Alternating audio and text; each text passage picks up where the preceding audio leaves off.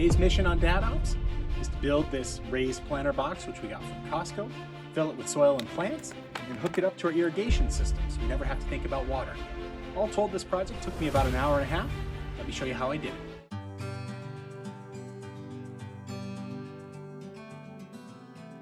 Like all great backyard projects, this one started with a trip to Costco where we bought this raised planter box. It cost $110. We really liked it that it's made out of plastic, so it looks like it's higher quality, but it's very lightweight and will be easy to move around the yard. We have an idea where we want this to go, but we like the fact that it can be modular. I will show you how to attach this to your sprinkler system.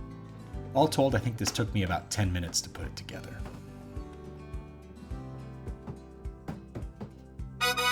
One of the reasons why we really like this one is it has a built-in drain pan in the bottom, so everything will be able to drain out of here.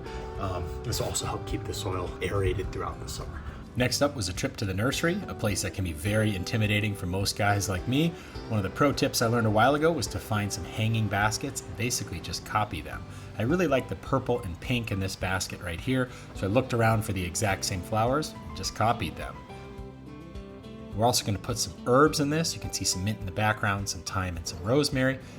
Don't forget topsoil. One of the keys when you're planting a raised flower bed is to get a raised bed or garden box soil. This soil is specifically filled with nutrients that'll continue to feed these plants throughout the summer. The next step is to get all the plants in this planter box and move them around a whole bunch to try to get the exact perfect layout.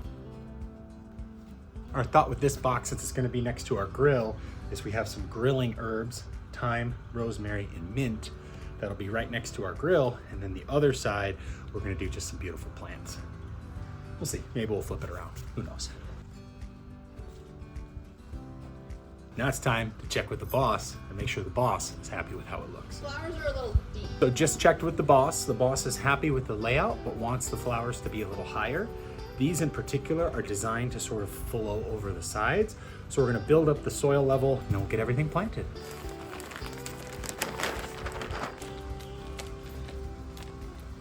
Now that we have the soil at a higher level, put everything back, get final approval from the boss, then take them out of their container, make a small little well, and get everything planted in the ground. This is probably my favorite part of the process. It's really where the project starts coming together, and you can start to imagine what this will look like once the plants take hold and really start to grow over the edge. The pink and purple ones here, like I mentioned before, were modeled after a hanging basket at the nursery that I saw, and these particular flowers are designed to grow up and over the sides of this flower bed, which I think will be a pretty nice effect. Once you get everything in the soil the way you want it, make sure you top up the flower box with a little bit of extra soil so everything can sit nice and flat. Once the soil is topped off and leveled, the next step will be to water these new plants. They're going to need to be watered at least twice a day at first. One of the benefits of using raised flower bed soil is it holds on to moisture a little better. That being said, you'll still want to water these at least twice a day. The next thing I'm going to show you is how to hook this flower bed up to your existing in-ground irrigation system so you don't have to do this yourself. This is probably the point in time in the video I should mention I am not an irrigation expert, nor have I ever been one, nor do I want to claim to be one. You're going to need an instrument like this. This has a little puncture instrument. This is what's going to put a hole in our master tubing. We're going to install a 360-degree head. This is going to go right in the middle of this flower bed, and then the tubing is going to come basically right off the back. So we're going to put this right here. So all we do, cut the end off this, and then we'll take a connector, attach it to our regular tubing right here. Just connect it like this.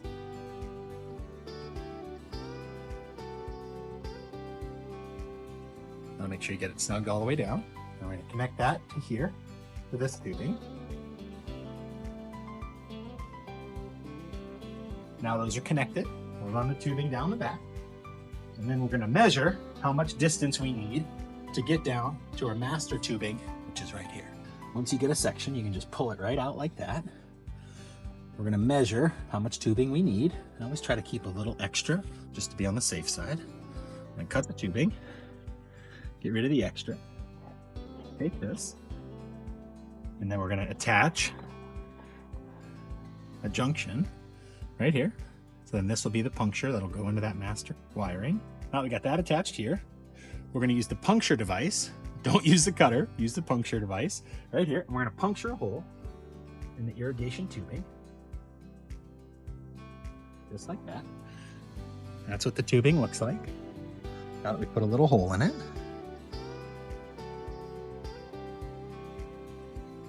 Now, we just attach this right to that little hole we just made. Just goes right in there.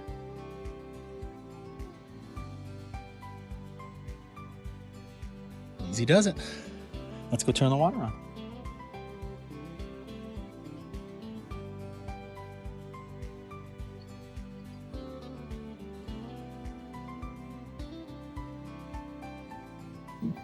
All irrigation sprinklers have a little water control valve on the top, so you can see here, I'm only watering the plants in the middle.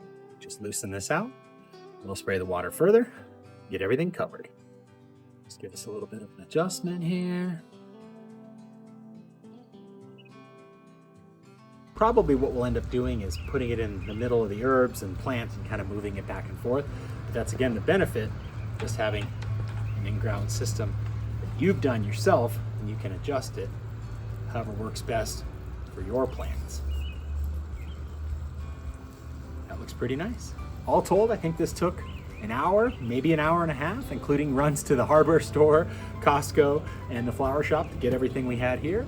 If you enjoyed this video, please consider giving it a like or subscribing to the channel. If there's anything I could do better, please consider a comment below. I'd love to hear from you. And this is Brad with Dad Ops. Thanks. I hope you have a great day. Now go get it.